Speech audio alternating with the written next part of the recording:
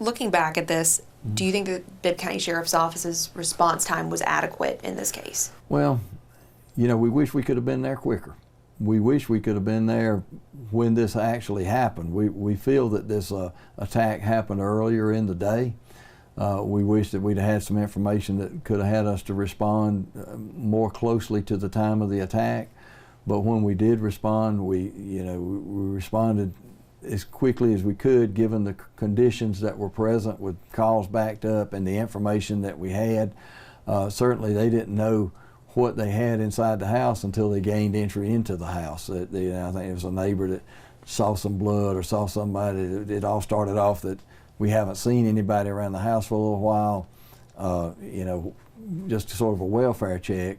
And then obviously when the deputies got in and found the door had been broken open and that sort of thing, and then found the scene inside, certainly that started the whole chain of events to the investigation and the follow-up. So you can always do better. You always wish you could, and you work with the circumstances that you're given at the time frame that you are given them. And so once the entry was gained into the house and you realized it was a gruesome murder scene, the evidence collection, preservation of evidence, and collecting of evidence, that starts at that time, and that's what the investigators and the crime scene officers started to do. And in the course of that, obviously we found one victim that was still alive.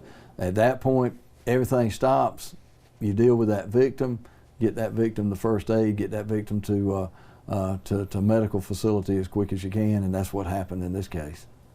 Was that solely the sheriff's office's responsibility to clear the house and find calling coroner, or would that have been up to EMS at all to go in there? In a situation like that, when you're going into a house like that where you don't know that there may still be a suspect or someone who perpetrated the crime, that's sort of on the sheriff's office. And then once they do find someone that needs medical attention, certainly that's when the EMS is called in and they respond.